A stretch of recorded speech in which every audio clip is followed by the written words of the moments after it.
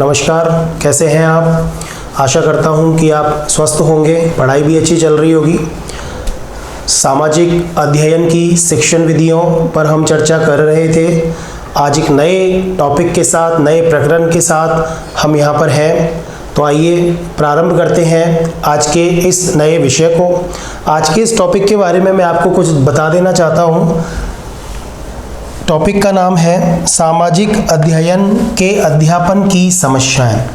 क्योंकि आप SST level 2 सामाजिक अध्ययन के विद्यार्थी हैं और शिक्षक बनने जा रहे हैं, तो इस विषय को पढ़ाने के लिए क्या क्या दिक्कतें होती हैं, आज हम उन पर चर्चा करेंगे। यानी सामाजिक अध्ययन विषय के अध्यापन की समस्याओं पर हम चर्चा करेंगे कि एसएसटी विषय को पढ़ाते समय किस तरह की दिक्कत आती है एक शिक्षक को, किस तरह के बच्चों का उसको सामना करना पड़ता है।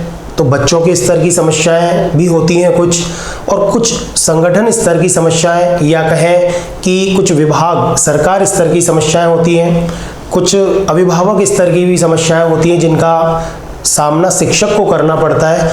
कुछ शिक्षकों स्तर की भी समस्याएं होती हैं कि जिनका हम आज चर्चा करेंगे यहाँ पे। तो बहुत सारी समस्याएं हैं, ऐसा नहीं है कि इन समस्याओं का निराकरण नहीं किया जा सकता है। जब तक आपको इन समस्याओं की जानकारी नहीं होगी तो ये मान के चलें कि आप इनका निराकरण नहीं कर पाएंगे।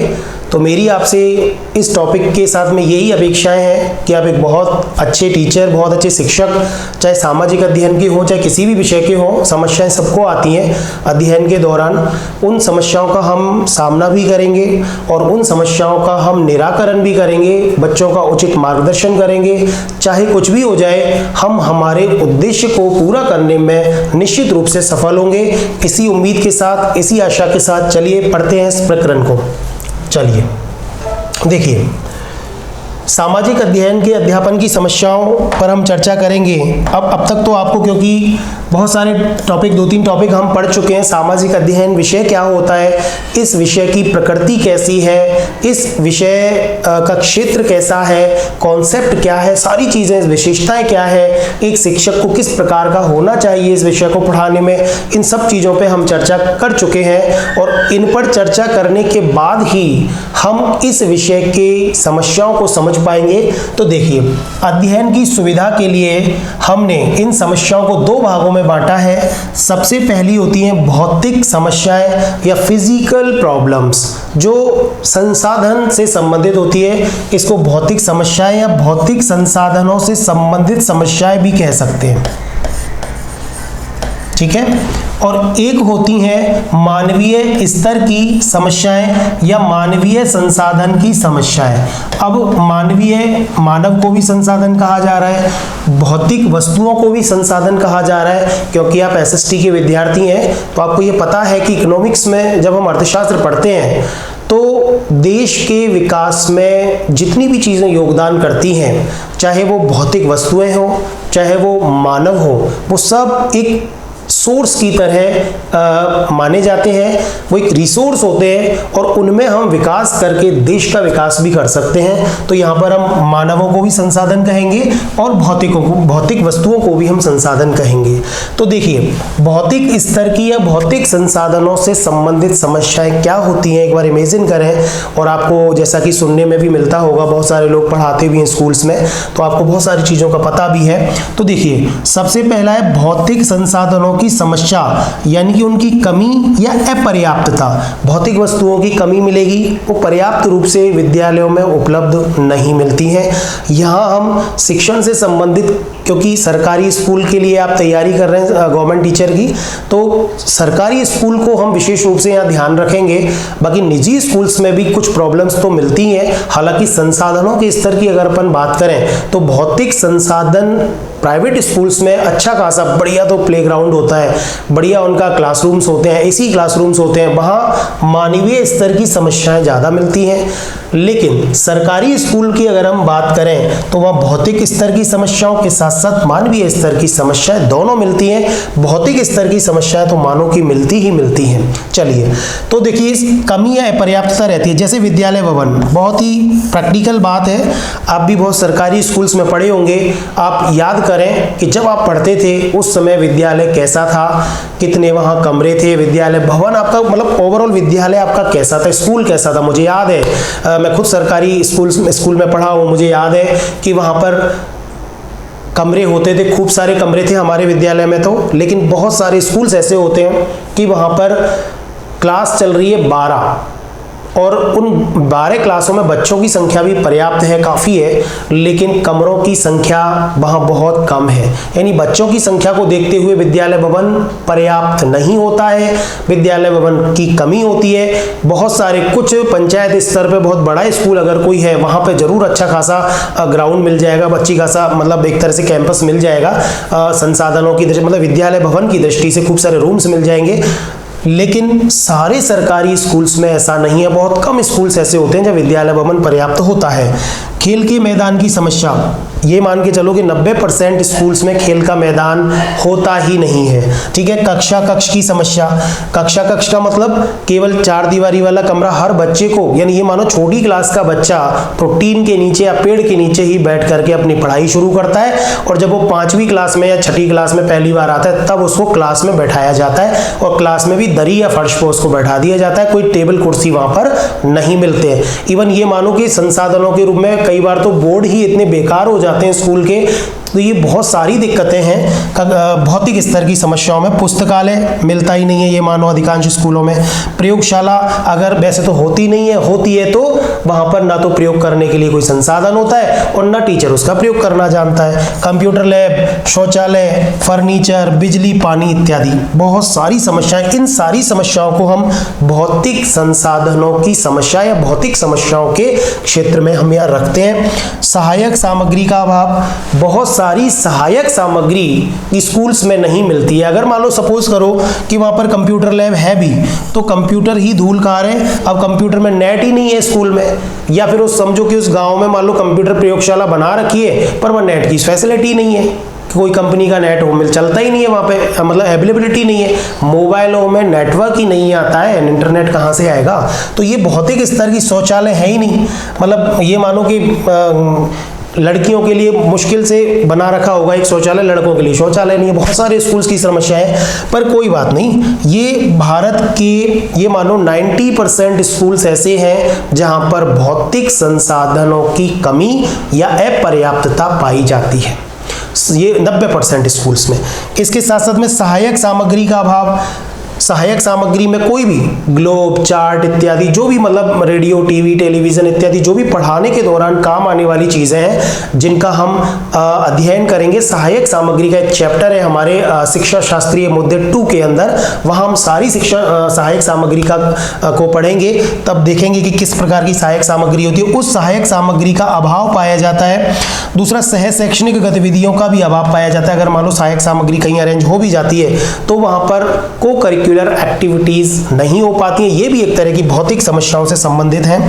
तो देखिए ये भौतिक समस्याएं हैं, और इसके अलावा एक दूसरी तरह की समस्या है मानवीय समस्याएं, जिनमें अब देखिए स्कूल से संबंधित कितने लोग जुड़े रहते हैं। शिक्षक, बहुत जरूरी चीज है कि भी स्कूल है तो शिक्षक भी होंगे, तो शिक्षक स्तर की समस्याएं भी बहुत ज्यादा, सबसे ज्यादा तो समझो यही समस्याएं होती हैं।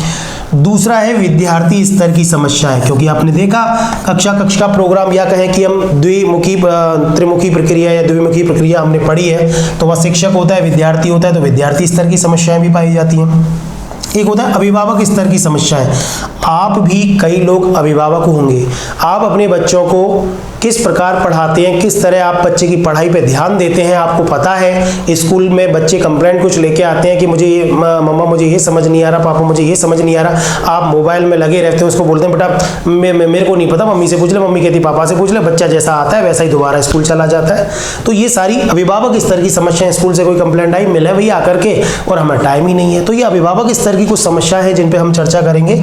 और चौथा है संगठन स्तर की समस्याएं। संगठन में सरकार, शिक्षा विभाग और संस्था प्रधान, जो कि हमारे मैनेजरियल स्लॉट्स में जो लोग आते हैं, अध्यापक से ऊपर यानी संस्था प्रधान और उसके ऊपर का जितनी भी मॉनिटरिंग होती है वो सारे के सारे संगठन में आते हैं। तो उस संगठन स्तर की भी कुछ समस्याओं पर हम चर्चा करेंगे। तो मोटी मोटी बात आपको ये समझ में आ गई होगी यहाँ पे कि जैसे ही अपन सामाजिक अध्ययन के अध्यापन की समस्याओं पर चर्चा करते हैं तो दो प्रकार की समस्याएं मिलती हैं। एक भौतिक स्तर की समस्याएं जो फिजिकल यानी भौतिक वस्तुओं से संबंधित होती हैं, एक होती है मानवीय स्तर की समस्याएं जिनमें शिक्षक, विद्यार्थी, अभिभावक और संगठन से जुड़े व्यक्ति शामिल होते हैं। अब देखिए, चलिए आगे चलते हैं। ये अभिभावक स्तर की जो समस्याएं हैं ये कोई बहुत बड़ी समस्याएं नहीं है। देखिए, भौतिक संसाधनों की समस्याएं शिक्षा के स्तर को निर्धारित करने में कोई बहुत बड़ा कारक नहीं है, क्योंकि भारत के अधिकांश राज्यों के अधिकांश विद्यालयों में इस तरह की समस्याएं विद्यमान होने के बावजूद शिक्षा के स्तर में जमीन आसमान का अंतर है। ये पंक्ति इसलिए लिखी है कि हम लोग क्या करते हैं, जब नौकरी लग जाएगी आप लोगों की, शिक्षक जब आप बन जाएंगे तो कहेंगे हमारे स्कूल में तो क्लास ही नहीं है, हमारे स्कूल में तो बच्चे पढ़ते हैं। क्यों नहीं पढ़ते? क्योंकि विद्यालय में कमरे नहीं है। क्यों नहीं पढ़ते? क्योंकि सहायक सामग्री नहीं है। क्यों नहीं पढ़ते? खेल का मैदान ही नहीं है। भाई क्यों नहीं पढ़ते आपके बच्चे? हमारे में तो बिजली नहीं है, बच्चे कहाँ से पढ़ेंगे? तो इस तरह की समस्याएं, या कहें कि आप अपनी कमियों को भी आप भौतिक समस्याओं के रूप में कन्वर्ट कर देते हो, क्या ये कह करके कि हमारे स्कूल में तो संसाधन या सुविधाएं नहीं है। और आप जब भी आप आप विचार करें इस बात पे, आप सोचें कि जब भी आप प्राइवेट और सरकारी स्कूल को कंपैरिजन करते हैं तो आपके दिमाग में सबसे पहले ये बात आती है कि निजी स्कूल्स में, प्राइवेट स्कूल्स में तो बहुत बढ़िया डेकोरम होता है, एसी लगा हुआ होता है, और आप उस डेकोरम से प्रभावित होकर के अपने खुद के बच्चों को उन प्राइवेट स्कूल में पढ़ाना ज्यादा पसंद करते हैं। आप ये नहीं देखते कि पढ़ाई का स्तर प्राइवेट स्कूल्स में कैसा है और सरकारी स्कूल्स में कैसा है। तो सरकारी स्कूल्स में सबसे, हालांकि अपने बच्चे का एडमिशन कराने की जब बात हो तो भौतिक स्तर की समस्याएं बहुत मायने रखती हैं, क्योंकि आप चाहते हैं कि आपका बच्चा बढ़िया से स्कूल में जाए जहां उसको किसी भी प्रकार की असुविधा ना हो, बढ़िया एसी रूम में बैठे और बढ़िया एकदम मैनेजमेंट हो, ग्राउंड, प्लेग्राउंड हो, स्कूल की बस लेने आती हो, ये संसाधन आप जरूर देखेंगे। लेकिन यहाँ मैंने पहले भी बताया प्रारंभ में कि जब अपन इन समस्याओं पर चर्चा करेंगे तो हमारा फोकस रहेगा सरकारी स्कूल्स के ऊपर, क्योंकि आप सरकारी स्कूल के टीचर बनने जा रहे हैं। तो सरकारी स्कूल्स में जब अपन भौतिक संसाधनों की बात करते हैं तो सरकारी स्कूल में 90% स्कूल ऐसे हैं जहां पर भौतिक संसाधनों की कमी या अपर्याप्तता होती है। उसके बावजूद भी रिजल्ट में बहुत अंतर है। एक स्कूल जहां पर कमी, बिल्कुल कमी है, मतलब स्कूल की बिल्डिंग ही नहीं है, ये मान लो आप, कक्षा कक्ष और संसाधन तो कहां से होंगे, वहां के बच्चे भी बहुत अच्छा रिजल्ट देते हैं। और एक स्कूल जहां बहुत अधिक सुविधाएं हैं, विद्यालय भवन भी है और प्रयोगशाला भी है, प्लेग्राउंड भी है, वहां के बच्चे कम रिजल्ट देते हैं। इन दोनों का जब आप कंपैरिजन करेंगे तो आपको वस्तुस्थिति समझ में आएगी कि ये भौतिक स्तर की समस्याएं कोई बहुत बड़ा कारण नहीं है। बहुत इन कारणों को या इन समस्याओं का निदान किया जा सकता है अगर मानवीय स्तर की समस्याओं का निराकरण कर लिया जाए। अगर ये शिक्षक ये सोच ले कि नहीं, मुझे जो जिम्मेदारी दी गई है उस जिम्मेदारी को मैं निस्वार्थ पूरा करूंगा, तो निश्चित रूप से बदलाव आ सकता है इन चीजों में। इसलिए भौतिक स्तर की समस्याएं कोई बहुत बड़ी समस्या नहीं है। सबसे बड़ी समस्याएं होती है मानवीय स्तर की समस्याएं। मानवीय स्तर की समस्याओं को चाहे आप स्कूल में कितनी भी भौतिक संसाधन उपलब्ध करा दो, अगर मानवीय स्तर की समस्याओं का समाधान नहीं हो पाया तो समझो कि उस विद्यालय का कुछ नहीं हो सकता, यानी कि विद्यालय वो अपने उद्देश्य को पूरा नहीं कर सकता जो निर्धारित किए गए हैं। तो चलिए अब सबसे महत्वपूर्ण उन मानवीय स्तर की समस्याओं पर हम चर्चा करते हैं।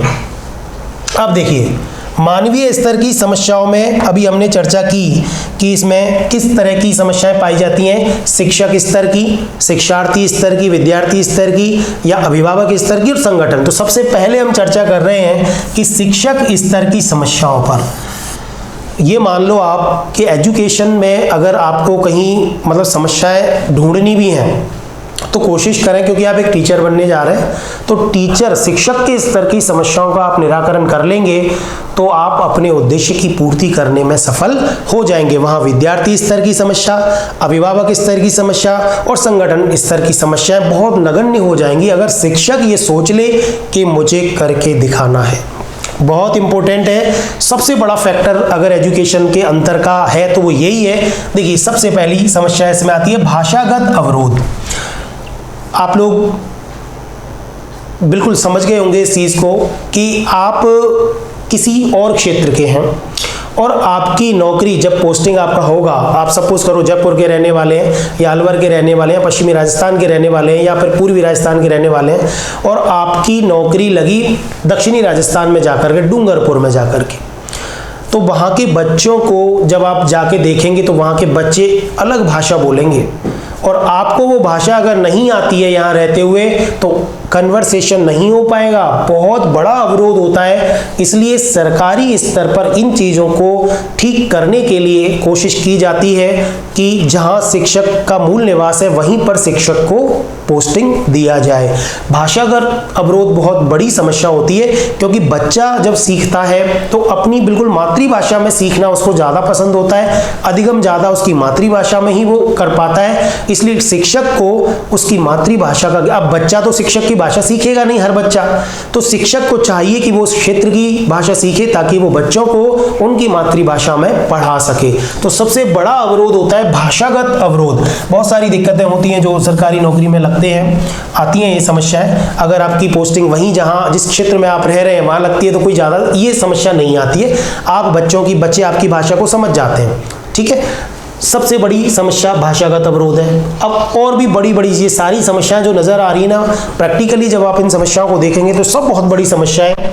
ठीक है, तो भाषागत अवरोध को दूर किया जा सकता है कैसे कि अगर शिक्षक उन बच्चों की क्षेत्रीय भाषा को अगर बोलता है, तो जैसे मान लो वो जयपुर में नौकरी कर रहा है तो उसको ढूंढाड़ी भाषा आनी चाहिए, मेवाड़ में नौकरी कर रहा है तो उसको मेवाड़ी भाषा, दक्षिणी राजस्थान में अगर वो उदयपुर में नौकरी कर रहा है तो उसको मेवाड़ी भाषा आनी चाहिए। तो इससे क्या है, बच्चों के साथ बच्चा मतलब उसको एक तरह से दोस्त की तरह मानता है और बच्चे को लगता है कि गुरुजी हमें बहुत अच्छा पढ़ाएंगे, तो वो समझ में अधिगम का स्तर बढ़ जाता है इससे। चलो, दूसरी समस्या आती है वो आती है शिक्षण कौशल का अभाव।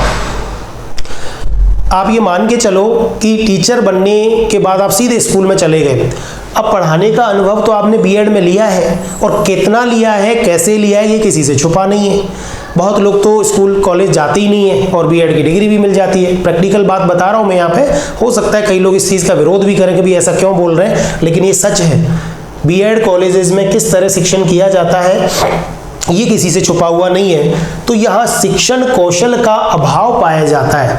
बहुत सारी बातें, मतलब बहुत सारी, की सबसे बड़ी चीज़ है कि एक टीचर, भाई आप पूरी ज़िंदगी तो निकाल दिया आपने पढ़ने में, history, polity, geography, maths, reasoning और टीचिंग मेथड और ये पढ़ने में, लेकिन आपको टीचिंग मेथड कभी समझ में नहीं है कि अगर किसी बच्चे को पढ़ाना है वो रुचि का सिद्धांत क्या है। आप खुद तो चाहते हैं कि टीचर हमें इंटरेस्ट लेके पढ़ाए, लेकिन आप खुद बच्चे को कैसे पढ़ाएंगे ये आपने कभी पढ़ा नहीं है, समझा नहीं है, तो ये दिक्कत आती है। तो इसलिए शिक्षण कौशल, जितने भी पठन कौशल, वाचन कौशल, जितनी भी मतलब प्रस्तुतिकरण, यहाँ पे समस्या आती है प्रस्तुतिकरण की, यानी कि जितने भी कौशल शिक्षण से संबंधित है उन कौशलों का अभाव शिक्षक में पाया जाता है, जिसकी वजह से बच्चों को वो सही विषय वस्तु यानी बहुत नॉलेजेबल होने के बावजूद भी वो बच्चों को अपनी बात नहीं समझा पाता, उस विषय वस्तु को नहीं समझा पाता। कौशल की बात कर रहे हैं, स्किल्स नहीं होती है। इसके लिए क्या जरूरी होता है, प्रशिक्षण।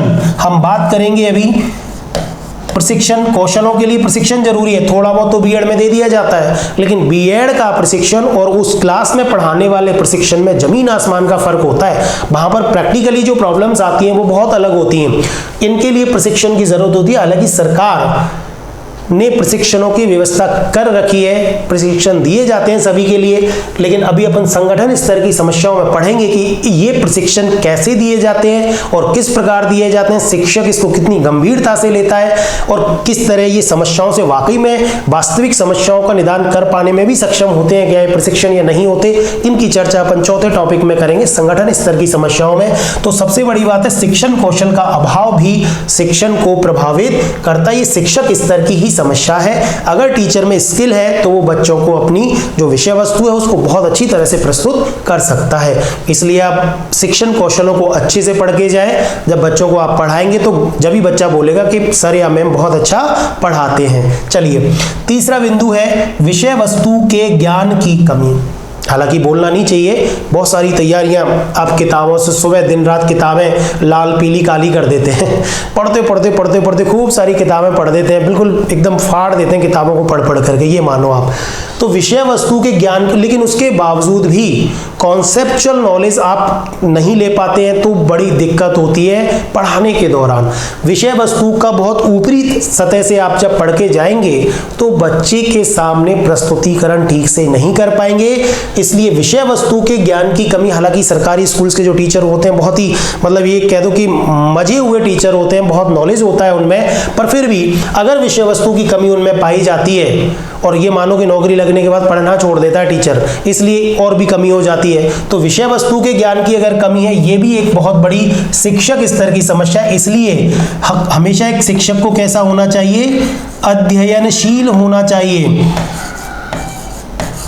अध्ययनशील होना चाहिए। शिक्षक को कैसा होना चाहिए, स्टूडियस होना चाहिए, यानी नौकरी लगने के बाद आप अपनी पढ़ाई जारी रखें, क्योंकि अभी सब लोग जिनकी नौकरी नहीं लगी है, जो बेरोजगारी का दंश झेल रहे हैं, वो सभी ये कहते हैं बस एक बार नौकरी लग जाए फिर क्या करना है, फिर तो पढ़ना तो है ही नहीं, तभी तक पढ़ना है जब तक नौकरी के बाद में पढ़ता नहीं है कोई। तो इसलिए अध्ययनशील होना चाहिए, हमें अपडेटेड रहना चाहिए, ये शिक्षक की पहचान है। अगली समस्या है विषय वस्तु से भटकाव। कई बार क्या होता है, शिक्षक को नॉलेज बहुत ज़्यादा होता है, उन बच्चों के सामने व्यक्तिगत विभिन्नताएं होती हैं, अगर टीचर को नहीं पता है नॉलेज व्यक्तिगत विभिन्नताओं की भी पता कैसे किया जाए, और वो पढ़ा रहा है। कई बार टीचर के अपना ज्ञान झाड़ने के चक्कर में बच्चों को इतना पढ़ाता है कि वो खुद ही विषय वस्तु से भटक जाता है। और विषय वस्तु से भटकने का मतलब ये है कि बच्चों का समय और मतलब ये मान लो कि अपना समय और बच्चों का समय दोनों बर्बाद कर रहे हो। दूसरा, दिशाहीन तैयारी कर रहे हैं आप, दिशाहीन तैयारी करवा रहे हैं आप, क्योंकि बच्चे तो आप जैसा करेंगे वैसा ही करेंगे, और आप जब टीचर ही भटक गया तो वो कैसे बच्चों का मार्गदर्शन कर पाएगा। इसलिए विषय वस्तु से भटकाव नहीं होना चाहिए। जो की पॉइंट्स, कीवर्ड्स, जो उद्देश्य आपने बनाया है पढ़ाने का, केवल वो तो कम से कम बच्चे को समझ में आना चाहिए। कई बार पॉलिटिकल पढ़ाते समय आप पार्टियों की बुराइयां करने में लगे तो ये विषय से भटकाव भी होता है, तो ये नहीं होना चाहिए विषय वस्तु से भटकाव। चलिए अगली समस्या है अभिव्यक्ति में समस्या। ये इसको कौशल की समस्या से भी कहीं ना कहीं अभिव्यक्ति कौशल भी कह सकते हैं इसको, पर ये अपने आप में प्रेजेंटेशन कह दो, अभिव्यक्ति कह दो, ये अपने आप में एक बहुत बड़ी समस्या। टीचर को बहुत सारा ज्ञान भी है और कौशल भी उसको आते हैं, पर वो अपनी बात को सही तरीके से बच्चों के सामने प्रेजेंट नहीं कर पाता है, रख नहीं पाता है, अभिव्यक्त नहीं कर पाता है। तो ये भी एक शिक्षक स्तर की बहुत बड़ी समस्या है। इस समस्या का निदान प्रैक्टिस से ही हो पाता है। अगर बहुत चीज़ें आपकी पढ़ी हुई हैं और आपने बहुत अच्छी से प्रैक्टिस की हुई है इन चीज़ों की, तो ये चीज़ें दूर हो भी जाती हैं। पर एक टीचर से अपेक्षा की जाती है कि वो अपनी बात को अभिव्यक्त करे बहुत अच्छे तरीके से, कि बच्चा उसको एक समझ सके, बहुत अच्छी तरह से उसको समझ सके। ये भी एक बड़ी समस्या है शिक्षक स्तर की। अगली समस्या है कि विषय वस्तु के प्रस्तुतिकरण में तारतम्यता का अभाव। अब टीचर, ये भी लगभग ये अभिव्यक्ति और प्रस्तुतिकरण एक ही चीज़ मान लो इसको, विषय वस्तु का प्रस्तुतिकरण ये भी एक कौशल का हिस्सा भी है कि कई बार टीचर पढ़ाता है तो वो पाठ योजना बना के नहीं लाता, पाठ योजना बनाता भी है तो उस तरीके से पढ़ा नहीं पाता। तो तारतम्यता का अभाव, प्रस्तुतिकरण में तारतम्यता नहीं होती। अगर आप बच्चे को कोई भी क्लास पढ़ा रहे हो, अगर मान लो जैसे कोई भी मतलब ज्योग्राफी में आप बच्चे को जलवायु पढ़ा रहे हो, और जलवायु पढ़ाने से पहले अगर आपने बच्चे को ये नहीं पढ़ाया कि भारत का भौतिक विभाजन किस प्रकार से किया गया है, जलवायु को प्रभावित करने वाले कारक कौन कौन से हैं, तो वो जलवायु समझ ही नहीं पाएगा। आप ये बोलते ही रह जाएंगे कि यहाँ से हवा चलती है या पर्वतों से टकराती है और बरसात हो जाती है, बच्चे को पता ही नहीं चलेगा। अगर फैक्ट्स अगर बच्चे को रटा दिया आपने तो बच्चा जलवायु के कॉन्सेप्ट को समझ नहीं पाएगा। इसलिए प्रस्तुतिकरण में तारतम्यता होना बहुत जरूरी है कि कौन सी चीज़ बच्चे को पहले बताई जाए और कौन सी चीज बच्चे को उसके बाद बताई जाए, यानी कि एक क्रमबद्धता होनी चाहिए आपके शिक्षण में, ताकि बच्चा विषय वस्तु को समझ सके। संश्लेषण और विश्लेषण की विधियां एकदम बहुत, तो किसी बड़े टॉपिक को छोटे हिस्सों में तोड़ तोड़ करके उन बच्चों के सामने रखें और अंत में उसका एक निष्कर्ष निकालें, ताकि बच्चा उस पूरी विषय वस्तु को समझ सके। देखिए अगला है कार्य कारण संबंधों की अस्पष्टता। सामाजिक अध्ययन के शिक्षक के साथ ये समस्या अगर है तो पढ़ाने में मजा नहीं आता, क्योंकि सामाजिक अध्ययन तो ये समझो कार्य कारण परिस्थिति पे ही काम करता है। अगर क्योंकि हर जगह जैसी पूछा महंगाई, तो महंगाई का कारण क्या है, महंगाई का परिणाम क्या है, महंगाई का सुझाव। कार्य कारण को रिलेट करना अगर टीचर में नहीं आया तो ये भी एक बहुत बड़ी समस्या है। इसलिए टीचर को कहते हैं तार्किक रूप से लॉजिकल होना चाहिए कि वो कार्य कारणों के संबंध को स्पष्ट कर सके। क्योंकि कई बार बच्चा ऐसे पूछ लेता है कि समाज में हो रही कुरीतियों के लिए कि भाई इसका कारण क्या है, तो टीचर अगर रिलेट नहीं कर पाया इस चीज को कि बेटा इसका कारण ये है, तो समझो कि मतलब बच्चा समझ ही नहीं पाएगा उस अवधारणा को, बच्चा नहीं समझ पाएगा, समझ उसकी विकसित नहीं हो पाएगी। तो सामाजिक अध्ययन के शिक्षक को तो बहुत बड़ी जिम्मेदारी होती है कि वो बच्चों को प्रैक्टिकली जो समाज में वो देख रहा है उनको अच्छी तरह से वो चीजें समझाए। तो ये है शिक्षक स्तर की समस्याएं जिन पे निदान करना जरूरी है और इनका निदान किया जा सकता है। अब विद्यालय भवन तो एकदम से आप ला के खड़ा कर नहीं सकते कि भैया पहले स्कूल बनाओ, हमें पूरा, अब 12 कक्षाएं तो 12 कमरे होने चाहिए, एक स्टाफ रूम होना चाहिए, एक प्रयोगशाला तो 25 कमरे होने चाहिए, ऐसा पॉसिबल नहीं हो पाएगा। लेकिन इन प्रॉब्लम्स को अगर समाधान, इन समस्याओं का समाधान अगर कर लिया तो समझो कि वो भौतिक समस्याओं को नजरअंदाज किया जा सकता है। वो भौतिक समस्याएं आपके उद्देश्यों को प्राप्त करने में ज्यादा बाधा उत्पन्न नहीं करेंगी। इसलिए इन समस्याओं का निदान होना जरूरी है, शिक्षक स्तर की बात है। चलिए अगला बिंदु है विद्यार्थी स्तर की समस्याएं। देखिए विद्यार्थी स्तर की समस्याएं, दूसरा पॉइंट है विद्यार्थी। ऐसा नहीं है कि सारी समस्याओं की जड़ शिक्षक ही है। अब चाहे रिजल्ट शिक्षक के नाम से हो कि भाई इस स्कूल का रिजल्ट इतना रहा, इस विषय का रिजल्ट इतना रहा, माना तो शिक्षक के नाम से ही जाता है, लेकिन एक क्लास के अंदर बहुत तरह के बच्चे होते हैं। कुछ बच्चे तो ऐसे होते हैं सेल्फ मोटिवेटेड, जिनको थोड़ा सा हिंट दे दो वो पढ़ लेते हैं। कुछ बच्चे कितना ही पढ़ा लो आप कभी नहीं पढ़ते हैं, समझते ही नहीं है चीज़ों को। लेकिन आप ये नहीं कह सकते कि जो बच्चा नहीं पढ़ता है उसको पढ़ाना ही नहीं है। भाई आपके ऊपर जिम्मेदारी है, आप सारे बच्चों को अच्छी तरह से पढ़ाएंगे। तो विद्यार्थी की स्तर की क्या क्या समस्याएं होती है, जब क्लास में जाओगे तो आप बहुत सारी समस्याओं का सामना करना पड़ेगा। कुछ समस्याएं हैं विद्यार्थी स्तर की जिनमें देखिए सबसे पहला है मानसिक रूप से कमजोर विद्यार्थी।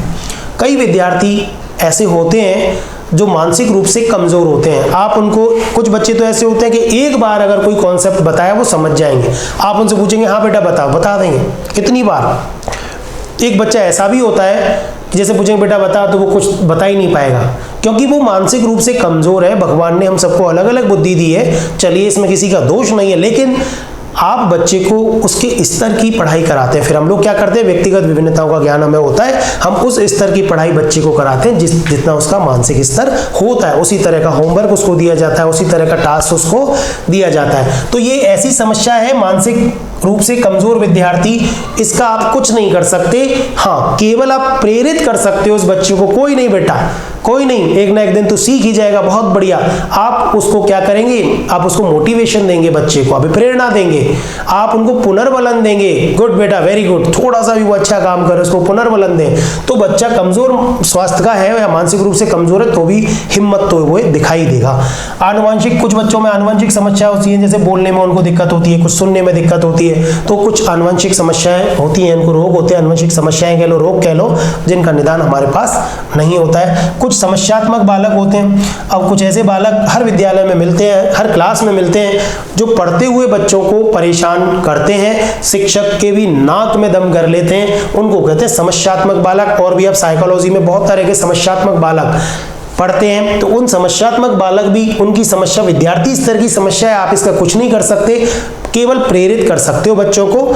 ठीक है, अगला है कमजोर स्वास्थ्य, ये यहाँ पे आ ही गया। एक तो मानसिक रूप से कमजोर होना, और एक कुछ बच्चे ऐसे होते हैं जो स्वास्थ्य उनका कमजोर होता है, एकदम दुबले पतले दिखने में। आपको लगेगा कि इसको अगर मैं 4 बार पूछ भी लूंगा ना, खड़ा करूंगा कि बेटा बता, खड़ा होके तो कहीं ये बेहोश ना हो जाए। इस तरह के भी बच्चे होते हैं, तो उनका भी आप कुछ नहीं कर सकते। और कहीं ना कहीं शारीरिक कमजोरी उनके बौद्धिक विकास में भी बाधा होती है, तो कहीं ना कहीं दिक्कत हमें ये भी होती है कि हम उनको ठीक तरह से पढ़ा नहीं पाते। अगली समस्या है नियमित विद्यालय नहीं आना। सरकारी स्कूल में और ग्रामीण परिवेश में जहां जिन बच्चों के माँ बाप दोनों मजदूरी करते हैं, वहां ये समस्या सबसे ज्यादा पाई जाती है। तो ये इसको इम्पोर्टेंट लगा लें आप, ये बच्चा नियमित आता ही नहीं है, नियमित विद्यालय नहीं आना बहुत बड़ी समस्या है। आप कुछ नहीं कर सकते। आप अभिभावकों को बोलोगे तो वो बोलेंगे कि हम क्या करें, हम तो बोल के जाते हैं कि भाई स्कूल चला जा, बच्चा आता ही नहीं है। क्योंकि बड़े बच्चों पे ये जिम्मेदारी रहती है कि जब उनके माँ बाप दोनों काम पे जाएं तो वो अपने छोटे भाई बहनों को संभाल के घर में रखें। अब बच्चा स्कूल कैसे आएगा? छोटे भाई की एक की भी थोड़ी सी भी तबीयत खराब हो गई तो बड़े बच्चे आते नहीं है, ठीक है। तो एक बच्चे को थोड़ी सी प्रॉब्लम है तो सारे के सारे 4 बच्चे एक घर में तो वो चारों के चारों ही नहीं आएंगे, तो इस वजह से उनकी पढ़ाई का नुकसान होता है। ये भी एक बड़ी प्रॉब्लम है। दूसरा है था परिवार का वातावरण, विद्यार्थी स्तर की समस्या है कि अगर किसी के परिवार का मतलब सबसे इफेक्टिव चीज ये भी है, बच्चों के परिवार का वातावरण, परिवार का माहौल भी उनकी पढ़ाई को सबसे ज्यादा प्रभावित करता है। अगर अभिभावक ऐसे हैं कि बच्चों को कभी बोलते ही नहीं है कि बेटा पढ़ ले और पूछते नहीं है कि बेटा आज क्या पढ़ा, तो समझो कि वहाँ बच्चा आप कितना ही कोशिश कर लें, अगर घर वाले बच्चों को पढ़ाई के लिए फोर्स नहीं करेंगे, पढ़ाई के लिए नहीं बोलेंगे, तो बच्चे में वो पढ़ने की भावना नहीं आ पाएगी। टीचर प्रेरित करता है बच्चों को, लेकिन टीचर कितने समय बच्चों के साथ रहता है? उसके बाद में अगर थोड़ा सा उसके पेरेंट्स भी अगर बच्चों के बोले बच्चों को कि बेटा पढ़ो पढ़ो पढ़ो, तब जाकर के कहीं बच्चा प्रेरित होता है। तो परिवार का वातावरण भी ये विद्यार्थी स्तर की समस्या है। इन समस्याओं का समाधान वैसे तो प्रैक्टिकली आपके पास नहीं है, पर हाँ एक शिक्षक होने के नाते आपको बच्चों को मोटिवेट करना चाहिए। चाहे किसी भी तरह की समस्या उस बच्चे के साथ है, आप बच्चे को मोटिवेट करेंगे, आप बच्चे को प्रेरणा देंगे कि बेटा कोई दिक्कत नहीं है, तू कर सकता है। अगर इस तरह की प्रेरणा की तो हो सकता है कुछ बच्चे या सारे बच्चे ऐसे हों कि वो कुछ करने की हिम्मत दिखाएंगे, और अगर वो बार बार अभ्यास करेंगे, अपने इरादों को मजबूत रखेंगे, तो कुछ ना कुछ फायदा तो होगा ही। चलिए देखिए, ये विद्यार्थी स्तर की समस्याओं के बारे में कुछ बात है कि इन समस्याओं के निराकरण में असमर्थता का अनुभव किया जाता है, परंतु छात्रों को अभिप्रेरणा देकर कुछ हद तक इन समस्याओं से निजात पाई जा सकती है। टीचर के पास बहुत बड़ा हथियार होता है ये मोटिवेशन, अभिप्रेरणा, प्रेरणा, ठीक है ना। तो सब कुछ होते हुए भी आपके पास सारे संसाधन हैं, बहुत सारी चीज़ें, बहुत सारी किताबें हैं, एसी क्लासरूम है, लेकिन अगर आपके पास मोटिवेशन नहीं है तो समझो कि आप कुछ नहीं कर सकते। इसलिए अधिगम का हृदय, अधिगम का राजमार्ग भी इसको कहा जाता है। ये आपने पढ़ा ही होगा, अधिगम का हृदय या अधिगम का राजमार्ग, हृदय या राजमार्ग, यानी कि अधिगम तक अगर बच्चा पहुंचता है तो अभिप्रेरणा से ही पहुंचता है। उसको अभिप्रेरित करना बहुत जरूरी होता है, और ये शिक्षक के हाथ में होता है ज़्यादा, क्योंकि 6-7 घंटे वो शिक्षक के साथ रहता है विद्यालय में। चलिए अब देखिए, अब अभिभावक स्तर की समस्याएं। अभिभावक, पेरेंट्स, आप में से कई लोग अभिभावक होंगे और अभिभावक स्तर की समस्याओं को आप बहुत अच्छे से समझ पा रहे होंगे। देखिए क्या समस्याएं होती हैं। पहली समस्या है कि अभिभावकों में जागरूकता का अभाव, अवेयरनेस। ग्रामीण इलाकों में, क्योंकि सरकारी स्कूल्स जो है शहरों में कम और शहरों से ज़्यादा है, गाँव में पंचायत स्तर पर और ग्रामीण परिवेश को कवर करते हैं वो सबसे ज़्यादा। अभिभावकों में जागरूकता का अभाव होता है, अवेयरनेस का अभाव होता है। मतलब कारण क्या है भाई, वो खुद ही नहीं पढ़े लिखे। गरीबी और अशिक्षा, इसका सबसे बड़ा कारण है अशिक्षा और गरीबी, क्योंकि जिंदगी में उन्होंने कभी शिक्षा का महत्व ही नहीं समझा।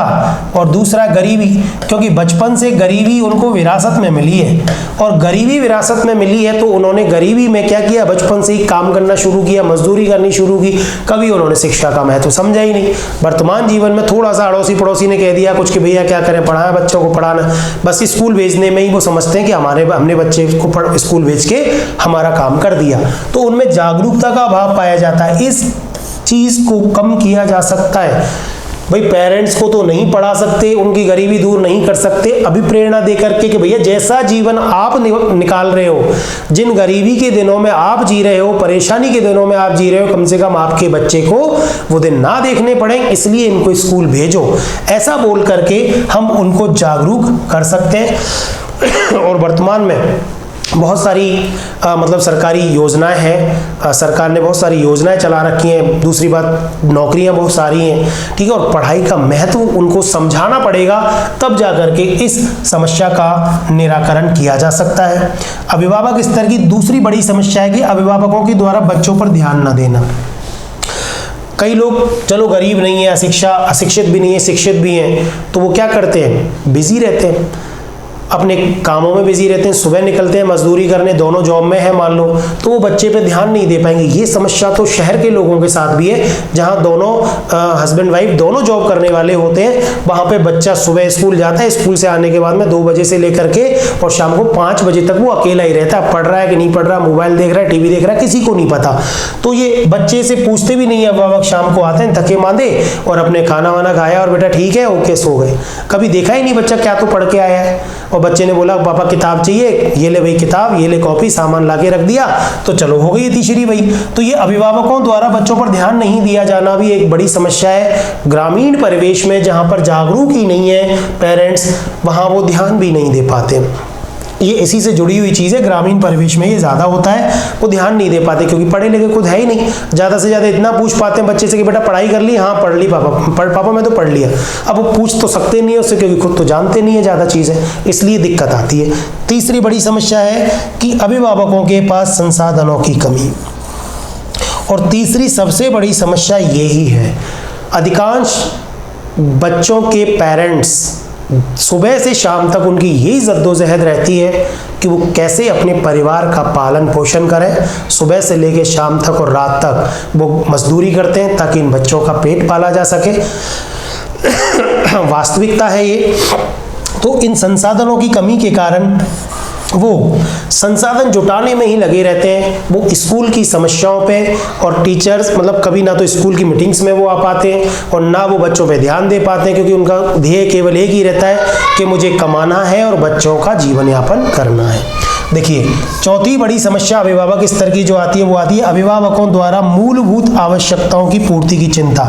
वो बिल्कुल संसाधनों की कमी के साथ से जुड़ा हुआ है ये कि बस वो केवल रोटी कपड़ा और मकान की चिंता करते रहते हैं, इसलिए उनको किसी और चीज़ से मतलब नहीं है। और इस मूलभूत आवश्यकताओं को पूरा ना कर पाने के कारण वो अपने बच्चों को भी क्या करते हैं, मजदूरी में लगा लेते हैं। जैसे ही बच्चा थोड़ा सा बड़ा हुआ तो बच्चों से क्या कराएंगे, वो मजदूरी की, चल बेटा अब तू भी काम पे चल, पढ़ लिखता तो तू है नहीं और पढ़ता भी है बच्चा तो उनको पता ही नहीं है कि मेरा बच्चे में कितना कैलिबर है, बस तू तो मजदूरी कर क्योंकि हमें पैसा कमाना है, परिवार का पेट पालना है। तो ये कुछ समस्याएं हैं अभिभावक स्तर की। इन समस्याओं को भी एक शिक्षक के स्तर पे हम ठीक नहीं कर सकते, पर हाँ आपकी इतनी जिम्मेदारी है कि आप निरंतर अभिभावकों से लगातार संपर्क में रहें ताकि कभी ना कभी तो उनमें चेतना या जागरूकता आएगी ही और वो आपकी बात को समझ पाएंगे। देखिए अभिभावक स्तर की समस्याओं को दूर करने के कुछ उपाय हैं। भाई जागरूक नहीं है तो आप उनको जागरूक कर सकते हैं शिक्षा का महत्व समझा करके। उनके लगातार संपर्क में रहना चाहिए क्योंकि लगातार संपर्क में अगर बार बार बोलोगे तो कभी ना कभी तो उनकी दिमाग में आएगा ही कि हाँ यार सर ठीक कह रहे हैं, गुरुजी ठीक कह रहे हैं, प्रिंसिपल मैम ठीक कह रही हैं, तो मैं थोड़ा बच्चे पे ध्यान देता हूँ। ठीक है। तीसरा है कि बच्चों की छोटी मोटी आवश्यकताओं को सामाजिक सहयोग या भामाशाहों से पूरा करना। एक काम और हो सकता है कि अगर वास्तव में बच्चा पढ़ने में टैलेंटेड है, होशियार है, तो विद्यालय के जो विद्यालय स्तर पर संस्था प्रधान को और शिक्षकों को खुद कुछ अपने प्रयासों से और भामाशाहों के प्रयासों से ऐसा करना चाहिए कि वो संसाधनों की कमी या कहें कि पुस्तक इत्यादि जो भी मतलब पढ़ाई के संसाधन है वो उन बच्चों को, टैलेंटेड बच्चों को उपलब्ध करा सके। ठीक है। तो ये कुछ निदान है अभिभावक स्तर की समस्याओं को दूर करने के। अब देखिए अगला बिंदु है संगठन स्तर की समस्याएं। संगठन स्तर की समस्याएं, संगठन में आपको पता है 1-2-3 चीजें आती हैं। जैसे यहाँ पे संगठन में सरकार भी आ जाती है, सरकार के बाद में आपकी शिक्षा विभाग भी आ जाता है,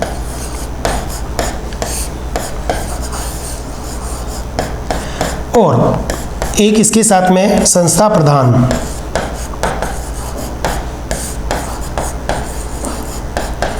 ये 3 स्तर है संगठन के जो हमारे विद्यालयों से सीधे सीधे जुड़े रहते हैं। यहाँ संगठन स्तर की हम बात कर रहे हैं तो ये 3 चीज़ों को आप ध्यान में रख के चलेंगे। अब देखिए होता क्या है कि शिक्षकों को शिक्षण से इतर कार्यों में लगाना। अब शिक्षक की पोस्टिंग तो आप तैयारी कर रहे हैं, लगाया तो आपको इसलिए जा रहा है कि आप शिक्षा व्यवस्था पे ध्यान देंगे, पढ़ाएंगे बच्चों को, लेकिन केवल वही काम नहीं करा के, शिक्षा ना करा करके आपको और दूसरे कामों में लगा दिया जाता है, तो आपकी समझो नौकरी पढ़ाने के लिए नहीं बल्कि दूसरे कामों के लिए लगाई जा रही है। चुनाव कार्य, जनगणना, पशु गणना, पल्स पोलियो, आपदा प्रबंधन, महामारी, corona duty, door to door survey, देखो अभी चल रहा है इन दिनों, कोरोना में अधिकांश शिक्षकों को कोरोना ड्यूटी में लगा रखा है। तो ये अभी तो चलो स्कूल नहीं चल रहे हैं, पर स्कूल के दौरान हमेशा चुनाव चलते रहते हैं, जनगणना भी चलती रहती है, चुनावों में ड्यूटी तो रहती है, BLO बना दिया जाता है शिक्षकों को। तो शिक्षक को शिक्षण के अलावा कामों में लगा देना, अब ये संगठन स्तर की कमी है। अब संगठन के पास भी जवाब नहीं कि भाई क्या करें, कहाँ से लाए, काम तो कराना ही है, पर शिक्षा व्यवस्था को तो नुकसान होता ही है भाई इससे। ठीक है, काम कराना है आपको, पर शिक्षा व्यवस्था को तो नुकसान हो रहा है, इसकी भरपाई कैसे करें। चलिए, दूसरा बड़ा कारण है सरकार की अव्यवहारिक नीतियां। देखिए, अव्यवहारिक नीतियां ऐसे कि सरकार ने अभी स्माइल कार्यक्रम, स्माइल 1 और स्माइल 2 और आओ घर से सीखें, ये कार्यक्रम चला रखा है, और ऐसे ही कई कार्यक्रम सरकार द्वारा चलाए जाते हैं मोबाइल के माध्यम से ऑनलाइन शिक्षा, क्योंकि कोरोना चल रहा है, मोबाइल के माध्यम से ऑनलाइन शिक्षा की बात की जा रही है। लेकिन इसमें समस्या क्या है कि अभिभावकों के पास मोबाइल ही नहीं है।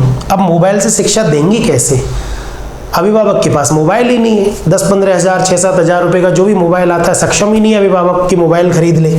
अगर उसने मोबाइल खरीद भी लिया तो उस गांव में नेटवर्क नहीं आता है। चलिए, नेटवर्क आता भी है तो रिचार्ज कराने में वो सक्षम ही नहीं है, वो रिचार्ज ही नहीं करा पाएगा। हर महीने 400-500 रुपए का रिचार्ज कैसे कराएगा वो नेट का। भाई नेट तो तुरंत ही घंटे भर में तो खत्म हो जाता है सारा, 1 GB 2 GB नेट मिलता है फ्री। एक मोबाइल और 4 बच्चे, और उससे भी बड़ी समस्या, अगर किसी जैसे तैसे करके उसने एक मोबाइल ले भी लिया तो घर में बच्चे 4 हैं, अब चारों बच्चों का टाइमिंग एक ही पढ़ाने का, तो कैसे पढ़ेंगे वो बच्चे। और दूसरा, बच्चे पढ़ रहे हैं मान लो मोबाइल में, वो कह रहे हैं पापा हम तो पढ़ रहे हैं, पता नहीं बच्चा मोबाइल में पढ़ रहा है कि पिक्चर देख रहा है, मूवी देख रहा है, तो उसके अलग और दुष्प्रभाव बच्चे पर देखने को मिल रहे हैं। आई साइट वीक हो रही है बच्चों की। अब जब से कोरोना आया तब से बच्चों में के चश्मे चढ़ गए, क्योंकि आंखें कमजोर हो गई है उनकी, मोबाइल बहुत ज़्यादा देखते हैं, बहाना और बना देते, क्लास देख रहा हूँ मैं, अब बच्चे पेरेंट्स कुछ कर भी नहीं सकते। तो ये इस तरह की अव्यवहारिक मतलब नीतियाँ हैं जो कि परेशानी पैदा करती हैं। और भी देखिए कुछ और बातें हैं। देखिए, एक समस्या, विभाग व विद्यालय स्तर पर सही मॉनिटरिंग नहीं होना। कई बार विद्यालय स्तर पर और विभाग स्तर पर मॉनिटरिंग नहीं हो पाती। कई बार सरकार की योजनाएं बहुत अच्छी होती हैं, पर उन योजनाओं की सही मॉनिटरिंग नहीं हो पाती है। संस्था प्रधानों की अकुशलता, संस्था प्रधानों में एक्सपीरियंस नहीं है इस बात का भी कि कैसे काम कराया जाना चाहिए, तो ये अकुशलता के कारण भी दिक्कत आती है। संस्था प्रधानों का विद्यालय से गायब रहना, हालांकि बोलना नहीं चाहिए इस मंच से मुझे ये, पर संस्था प्रधान आधे दिन विद्यालयों में रहते ही नहीं है। आए दिन सरकारी मीटिंग होती भी है, कई बार नहीं भी होती तो सरकारी मीटिंग का बहाना बना करके साइन करके चल देते हैं।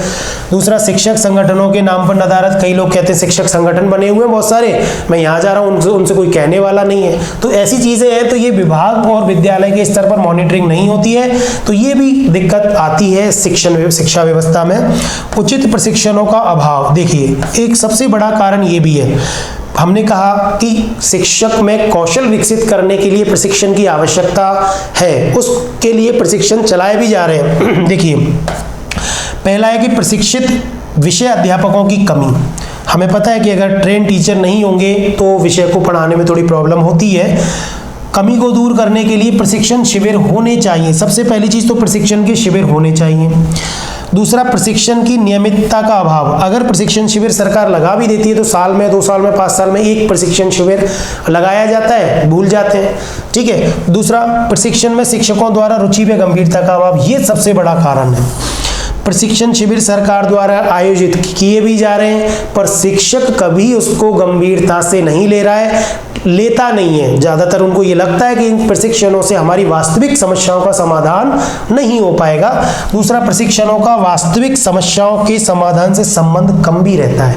वहाँ प्रशिक्षण दिया जाता है, वो प्रशिक्षण जो है उनकी वास्तविक समस्याओं से जुड़ा हुआ नहीं रहता है। कारण जो भी हो, पर कुल मिला के ये विभाग स्तर या संगठन स्तर की ऐसी कमियां हैं शिक्षक जिनका परिणाम बच्चे भोगते हैं, या कहें कि वो जो उद्देश्य पूरा है हमारा, जो पूरा करना है वो उद्देश्य पूरा नहीं होता है। चलिए, ये तो हो गई हमारे शिक्षा व्यवस्था या कहें कि सामाजिक अध्ययन के शिक्षण से संबंधित समस्या। अब क्योंकि हम सामाजिक अध्ययन विषय के शिक्षक हैं, या सामाजिक अध्ययन के शिक्षक में कौन कौन से गुण होने चाहिए, बहुत सारे प्रश्न यहाँ से आते हैं। इसको भी आपको बहुत अच्छी तरीके से सीखना है, क्योंकि आप सोशल स्टडी के विद्यार्थी भी हैं, और जो भी सोशल स्टडी के शिक्षक हैं उनको कैसा होना चाहिए या वो कैसा होते हैं वो देख लीजिए। सबसे पहला है कि अपने विषय का पर्याप्त ज्ञान। बहुत, ये तो सोशल स्टडी क्या, ये तो कोई भी साइंस का टीचर है उसको भी, हिंदी का भाषा का टीचर है उसको भी, हर शिक्षक को अपने विषय का ज्ञान होना चाहिए। ठीक है, यानी कि उसको अध्ययनशील होना चाहिए और उसको अद्यतन होना चाहिए, यानी उसको अपडेटेड होना चाहिए, बिल्कुल डे टू डे की घटनाओं की जानकारी उसको होनी चाहिए। दूसरा है तत्कालीन घटनाओं का ज्ञान, बिल्कुल राष्ट्रीय और अंतर्राष्ट्रीय घटनाओं पर नजर। अगर सोशल स्टडी का टीचर है तो उसको राष्ट्रीय और अंतर्राष्ट्रीय घटनाओं का बहुत ही बारीकी से ज्ञान होना चाहिए, क्योंकि बच्चों में, अगर वो बच्चों को पढ़ा रहा है सोशल स्टडी, तो वर्तमान की घटनाओं से जोड़कर ही वैश्विक परिदृश्य या कहें कि वैश्विक परिदृश्य की समझ वो बच्चों में जब भी डेवलप कर पाएगा जब राष्ट्रीय और अंतर्राष्ट्रीय घटनाओं को वो खुद समझ पाएगा। ठीक है। तीसरा है विषय और शिक्षण कार्य के प्रति निष्ठा, बहुत जरूरी है। आप लोग ये ना सोचें कि नौकरी लगने के बाद मजे ही मजे हैं। नौकरी लगने के बाद जिम्मेदारी ज्यादा बढ़ जाएगी, उत्तरदायित्व आपका ज्यादा बढ़ जाएगा, तो आपकी जो जॉब है उसमें आपकी हमेशा निष्ठा होनी चाहिए। इसमें क्या होगा कि कठिन विषयों में बच्चों का परिणाम अच्छा ना आने से शिक्षक का अपने विषय से भरोसा उठ जाता है। कई बार मैथ्स के टीचर बहुत मेहनत कराते हैं बच्चों को, लेकिन वो ये कहते हुए सुना जाता है उनको कि ये बच्चों के समझ आती ही नहीं है, मैं क्या करूं। वास्तविकता भी है भाई, कठिन विषय है, बच्चे बहुत सारे मतलब क्लास के अंदर 50% बच्चे तो ऐसे होते हैं उनको कैलकुलेशन करना नहीं आता है। अब शिक्षक की जिम्मेदारी है, मान लो शिक्षक कोई सामाजिक अध्ययन का टीचर है, ये कहें कि वो 9वीं क्लास को पढ़ा रहा है, 8वीं क्लास को, तो वो ये कहता है कि बचपन में इसको तैयार नहीं किया। इसलिए हम कहते हैं प्रारंभिक प्राइमरी शिक्षक जो होते हैं 1ली से 5वीं पढ़ाने वाले, उनके ऊपर बहुत बड़ी जिम्मेदारी होती है। जो लेवल 1 के टीचर बनने जा रहे हैं उनके ऊपर तो बहुत बड़ी जिम्मेदारी है, आप बच्चों की नींव तैयार करने वाले आप ही हो। इसलिए कठिन विषय वाले शिक्षक को अब इसमें क्या है, उसको घबराना नहीं चाहिए, भरोसा रखना चाहिए कि नहीं मैं इनको सिखा के मानूंगा, और उसको निरंतर प्रयासरत होना चाहिए। दूसरा, विषय के प्रति निष्ठा कम हो जा अच्छा ये विषय के प्रति निष्ठा उसकी कम हो जाती है, अगर उससे भरोसा उठ जाता है तो अपने विषय के प्रति निष्ठा कम हो जाती है। दूसरा, प्रमोशन से किसी ऐसे विषय का शिक्षक बन जाना जो कभी पढ़ा ही नहीं है। ऐसा बहुत बार देखा जा रहा है कि अगर जैसे मान लो कोई साइंस का टीचर है या मैथ्स का टीचर है, और मैथ्स का टीचर या कोई भी टफ सब्जेक्ट का कोई इंग्लिश का टीचर है, और मान लो उसको बच्चा रिजल्ट नहीं दे रहा है, उसको बहुत अच्छा मेहनत कर रहा है टीचर, बहुत अच्छी मेहनत कर रहा है टीचर, दिन रात एक कर रहा है, उसके बावजूद रिजल्ट नहीं आते हैं। मैथ्स, इंग्लिश, साइंस ऐसे सब्जेक्ट हैं, टफ सब्जेक्ट, उनमें रिजल्ट नहीं आते। तो अगर मान लो हमारे ऐसी व्यवस्था भी है कि मतलब खुद साइंस ग्रेजुएट है कोई बंदा, अगर उसने MA या PG कर ली किसी दूसरे विषय में, तो उसका प्रमोशन यानी वो व्याख्याता बन जाएगा फर्स्ट ग्रेड वाला, और या प्रिंसिपल जो भी बन जाएगा, उसका प्रमोशन हो जाता है। तो अपने विषय से निजात छुड़ाने के लिए, अपने विषय से पीछा छुड़ाने के लिए भी टीचर के दूसरे विषयों में, सरल विषयों में जिनको वो सरल मानते हैं, अब होते हैं कि नहीं होते वो एक अलग बात है, तो उनकी में केवल MA करके वो उसके व्याख्याता बन जाते हैं। अब उनको विषय की समझ ही नहीं है, तो ऐसे विषय का शिक्षक बन जाता है जो कभी पढ़ाई नहीं है। अब सोचो वो बच्चों को कैसे पढ़ाएगा, उसको ज्यादा मेहनत करनी पड़ेगी। अगर वो टीचर कर पा रहा है तो ठीक है, नहीं कर पा रहा है तो बच्चों को नुकसान भुगतना पड़ता है उस चीज का। देखिए अगला है उदार दृष्टिकोण। सामाजिक अध्ययन के टीचर को एकदम उदार होना चाहिए, सहानुभूति होनी चाहिए उसकी बच्चों के प्रति, अपने कार्य के प्रति, मित्रता, धैर्य, उत्साह, ये गुण होने चाहिए उसमें। अगर वो इरिटेशन के साथ पढ़ाएगा बच्चों को तो बच्चों के दिमाग को विकसित नहीं कर पाएगा। सामाजिक समस्याओं के चिंतन दृष्टि बच्चों में विकसित नहीं कर पाएगा। इसलिए उसको एकदम धीर गंभीर, मित्रतावत व्यवहार, सहानुभूति, उदारता, सहिष्णुता, ये गुण उसमें होने चाहिए। ठीक है। इसके अलावा कुछ और गुण हैं जो सामाजिक अध्ययन के शिक्षक में होने चाहिए और विशेषताएं हैं। जैसे अगला देखिए, सामाजिक सक्रियता का गुण बहुत इंपॉर्टेंट है ये। यानी कि सामाजिक अध्ययन का टीचर, और सामाजिक सक्रियता से यहाँ मतलब ये है कि अगर वो अपने परिवार में टॉकेटिव नहीं है, वो अपने आसपास अपने मोहल्ले में बातचीत नहीं करता है, तो सामाजिकता का गुण उसमें डेवलप नहीं होगा। तो बच्चों में भी वो गुण कैसे डाल पाएगा? इसलिए सोशल स्टडी के टीचर से तो विशेष रूप से ये अपेक्षा की जाती है कि उसको अपने आसपास के परिवेश में हिल मिल करके बातचीत करके रहना चाहिए, क्योंकि सामाजिक समस्याओं को अगर उसको समझना है तो घर के बाहर उसको निकलना ही पड़ेगा। ऐसा नहीं घर से बाहर निकलता है तो वो केवल स्कूल में पढ़ाने के लिए, तो उसको देश दुनिया की खबरों की जानकारी नहीं हो पाएगी। इसलिए सामाजिक सक्रियता का गुण उसमें होना चाहिए, तभी वो अपने बच्चों के साथ घुल मिल पाएगा। एक निष्पक्षता का गुण, ठीक है, निष्पक्षता बहुत जरूरी है, क्योंकि जितनी भी सामाजिक घटनाएं होती हैं, अगर उनमें आपने पक्षपात कर दिया, भेदभाव कर दिया, तो आपके विचार बच्चे में भी जाएंगे और बच्चा उस विषय की या उस समस्या की वास्तविक अवधारणा को नहीं समझ पाएगा, तो दिक्कत होगी। इसलिए निष्पक्षता का गुण बहुत जरूरी है एक सामाजिक अध्ययन के टीचर में। दूसरा वस्तुनिष्ठता, क्योंकि इससे वस्तुनिष्ठता आती है। वास्तविकता को पहचानने का गुण, बिल्कुल वास्तविकता को वो पहचान पाएगा, अगर निष्पक्ष है तो ही वास्तविकता को पहचान पाएगा। उचित अनुचित का भेद कर पाएगा, वो क्या सही है क्या गलत है, इस तरह का भेद भी वो जब ही कर पाएगा जब वो निष्पक्ष रूप से सोचता है।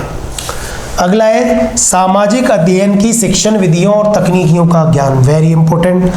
वैसे तो हर टीचर को अपने विषय की शिक्षण विधियों की जानकारी होनी चाहिए, पर सामाजिक अध्ययन का अगर टीचर है तो उसको सामाजिक अध्ययन पढ़ाने की शिक्षण विधियों का एकदम बखूबी ज्ञान होना चाहिए, तभी वो बच्चों में उस तरह की दृष्टि विकसित कर पाएगा, उनको समझा पाएगा। नई नई टेक्निक्स उसको पता चलनी चाहिए, क्योंकि हमारे यहाँ कोई प्रयोगशाला तो होती नहीं है विज्ञान की तरह जो प्रयोगशाला करके सिखा दी।